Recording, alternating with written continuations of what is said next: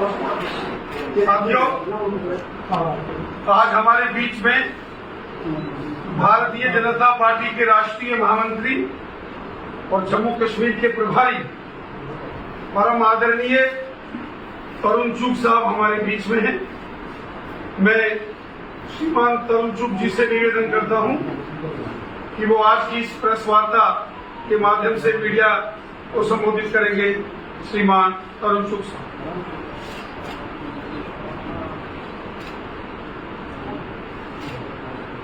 Bharatiya Janata party के वरिष्ठ नेता और देश के गृह मंत्री अमित शाह जी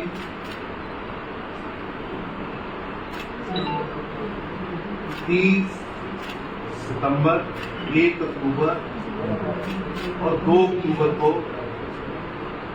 जम्मू कश्मीर के अपने प्रवास के लिए आएंगे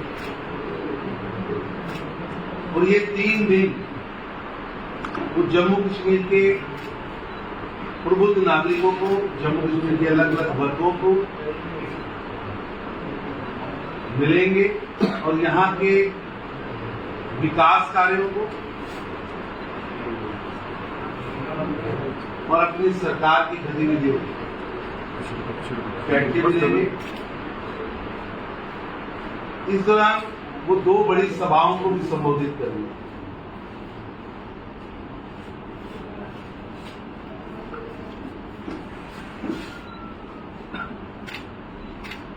एक तारीख को सुबह 10 बजे वो रजौरी में एक बड़ी जनसभा को संबोधित करेंगे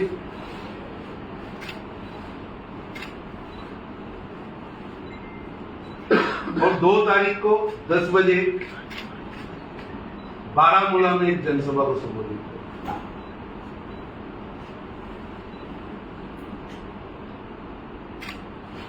अमित शाह जी इस दौरान अलग अलग स्थानों पर जाएंगे भी। उसकी विस्तृत जानकारी अगले 2 दिनों में यहाँ के प्रदेश अध्यक्ष आपके सामने रखेंगे। ये एक बहुत बड़ा मौका है, बड़ा एक उत्सव की तरह हमारे लिए दिन है कि जिनके हाथों से, जिनके आशीर्वाद से, प्रधानमंत्री मोदी जी के आशीर्वाद से धारा 370 टूटी, 35 से टूटा और जम्मू कश्मीर के नागरिकों को आजादी मिली और जम्मू कश्मीर के नागरिकों को आगे बढ़ने का मौका मिला। जिन जंजीरों में यहाँ के लोगों को बांध रखा था, उन जंजीरों से प्रधानमंत्री श्री नरेंद्र मोदी जी के आशीर्वाद से मुक्ति मिली है और जिन हाथों से सदन में ये प्रस्ताव पेश हुआ था, भारत के गृह मंत्री श्री अमित शाह जी खुद 3 दिन के लिए यहाँ आ रहे हैं। अलग अलग कार्यक्रमों के मैंने 2 पॉलिटिकल बड़े कार्यक्रमों की आपको जानकारी दी है। ये दोनों कार्यक्रम क्योंकि कभी यहाँ के एक बहुत बड़ा वर्ग रहा जिसको कभी मौका ही नहीं मिला। एसटी परिवार, एससी भाईचारा, उन सबको मौका देने का काम हमारी सरकार ने किया। यहाँ की महिलाएं,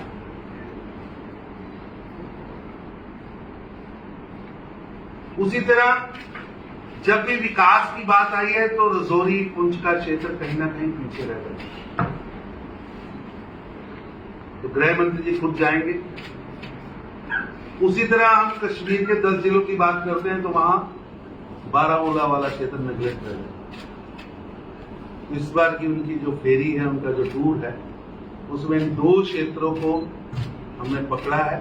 जिस तरह 370 और 35 को टूटने के बाद हमने उन लोगों को, उन वर्गों को पॉलिटिक्स के मेन स्ट्रीम में लाने का प्रयास किया जिनको 70 साल तक दबा के रखा।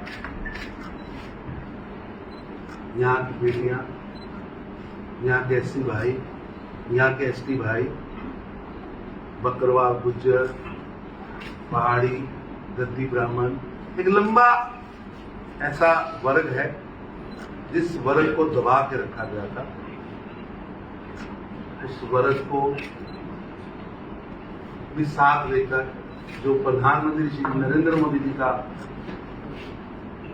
मंत्र है, सबका साथ, सबका विकास और सबका प्रयास, उसको हम आगे भी बढ़ा रहे हैं। और ये मंत्र जम्मू कश्मीर में भी सबका विकास, केवल अब्दुल्ला एंड मुफ्तीज का विकास और अब्दुल्ला एंड मुफ्तीज की परिवार का ही विकास हो और गरीब गरीब होता जाए, उस मकड़ जाल से मुक्ति दिलाने का काम मोदी जी ने किया है। विकास की नई गाथा लिखी जा रही है। कोविड की महामारी में 1.5 साल लगभग चीजें काफी रुकी रही या स्लो हो गई, लेकिन इसके बावजूद हम निरंतर प्रयास कर रहे हैं कि जम्मू कश्मीर विकास की ओर आगे बढ़े।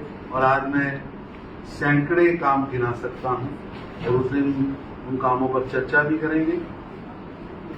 आज मुझे गर्व है कि जम्मू कश्मीर एक ऐसा प्रांत है जहां के एयरपोर्ट्स प्राइवेट प्लेन से भरे हुए, जहां आने वाले टूरिस्टों की तादाद कई गुना बढ़ी, चाहे वो माता वैष्णो देवी हो,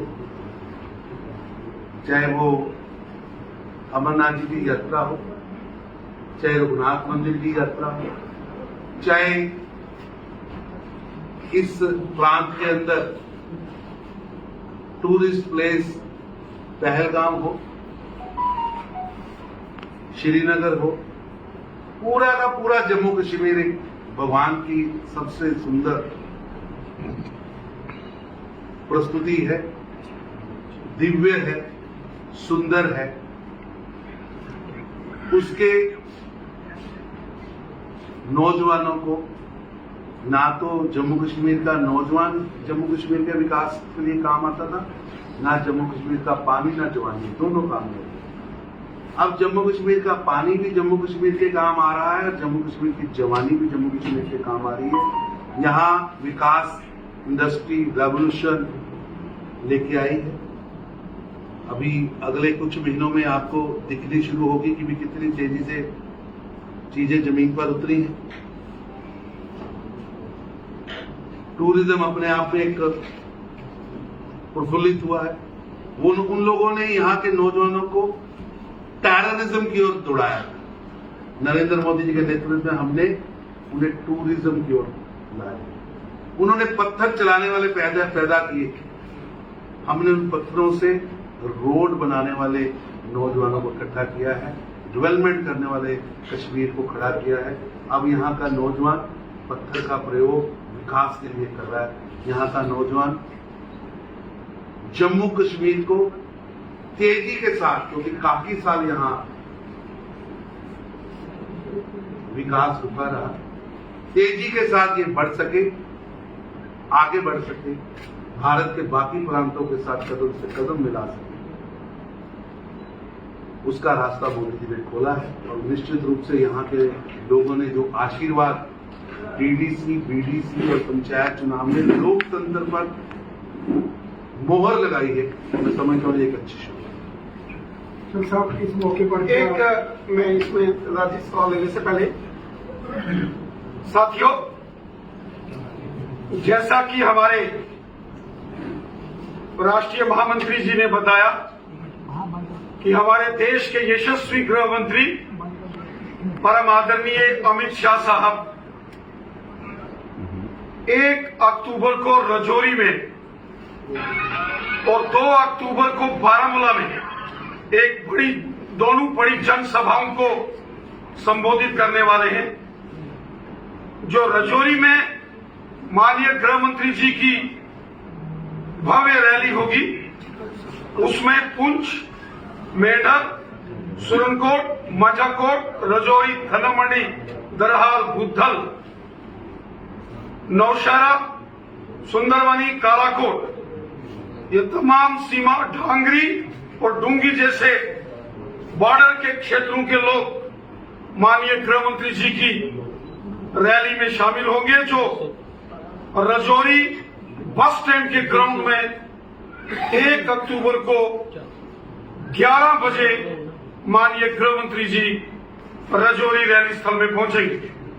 वहीं उत्तरी कश्मीर के बारामूला में एक और भव्य रैली का आयोजन किया गया है, जिसमें बारामूला जिला, कुपवाड़ा जिला और बांडीपुरा जिला तीनों डिस्ट्रिक्टों के लोग उस रैली में आएंगे, जिसमें गुरेज हो, बांडीपुरा हो, करनाल, टंगधार, किठवाल, कुपवाड़ा, त्रिगाम हो, उड़ी हो, बारामूला, रफियाबाद, हंदवाड़ा, लंगेट जैसे क्षेत्रों से भारी संख्या में जनमानस बारामूला की रैली में शामिल होंगे। हम हृदय से माननीय गृह मंत्री अमित शाह साहब का धन्यवाद करते हैं कि उन्होंने हमारे इस निवेदन को स्वीकार किया और दोनों रैलीज, एक जो जम्मू संभाग के राजौरी में होगी और दूसरा जो कश्मीर घाटी के बारामूला में होगी, ये दोनों बॉर्डर के एरियाज हैं। और जैसा कि आदरणीय तरुण चुग साहब ने कहा, अक्सर ये सीमावर्ती क्षेत्र, चाहे राजौरी पुंछ हो या बारामूला, कुपवाड़ा, बांडीपुरा हो, यहां के लोगों की हमेशा एक मांग रही है कि माननीय प्रधानमंत्री जी, माननीय गृह मंत्री जी कि वहां रैलीज आयोजित की जाए।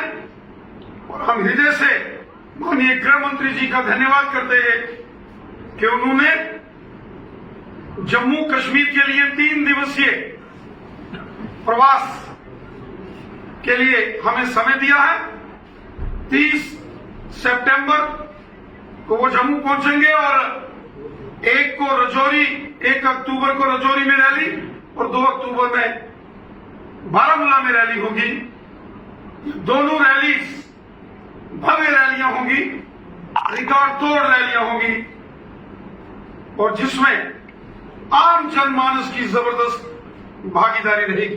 तरुण जी साहब, ये क्या इस मौके पर वो पहाड़ी स्पीकिंग लोगों को जो है उनकी डिमांड है उसको भी अनाउंस किया जाएगा? वक्त आने दीजिए, खुद गृह मंत्री जी आ रहे हैं, अपने लोगों से वो मिलेंगे और एक एक चीज की चर्चा। तरुण जी, 2 सवाल है। एक सवाल तो ये है कि असमंजस पैदा हुआ है, हर जगह कंफ्यूजन है कि असेंबली इलेक्शन कब होंगे, विधानसभा कब होंगे। क्या हम अमित शाह की रैली को ये माने कि कोई इसकी तरफ हम बढ़ रहे हैं विधानसभा चुनाव के लिए? और दूसरा जो अलग है इससे कि सुप्रीम कोर्ट अब 370 धारा 370 को सुनने जा रही है, आप इसको एक हिस्ट्री मान रहे हैं, तो आपको नहीं लगता है कि आपके लिए थोड़ा सेटबैक है? ऐसा है कि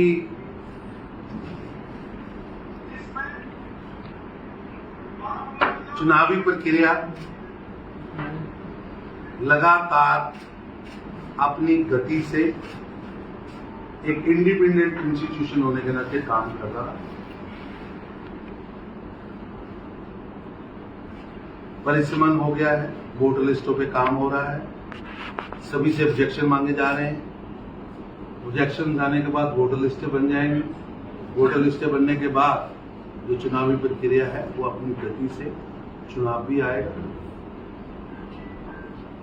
भारतीय जनता पार्टी लगातार 365 दिन काम करने वाला दल है।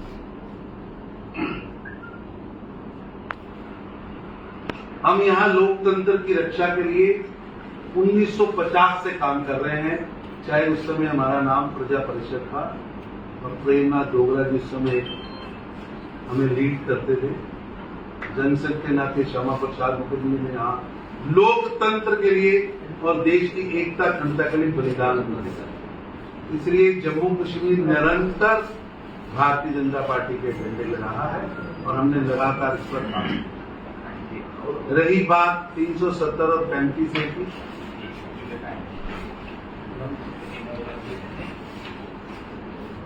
वो अब इतिहास बन चुकी है। भारत आगे बढ़ेगा, जम्मू कश्मीर आगे। सुप्रीम कोर्ट में दोबारा उसको रिव्यू कर रहे हैं, तो क्या आपको लगता है, क्योंकि आप उसको हिस्ट्री ऐसा है कि मेरे को पूरा यकीन है कि हमने जो किया है वो कॉन्स्टिट्यूशनल है, लॉजिकल है, कानून संगत है। इसलिए ये 370 35 से दोनों इतिहास बनी और इतिहास सुप्रीम कोर्ट के फैसले को किस तरह से देखना है? आपको फैसला आया नहीं आ सकता। अगर फैसला आता है, अगर और फिर मगर के बाद फिर अगर। ठीक है भाई, थैंक यू वेरी मच।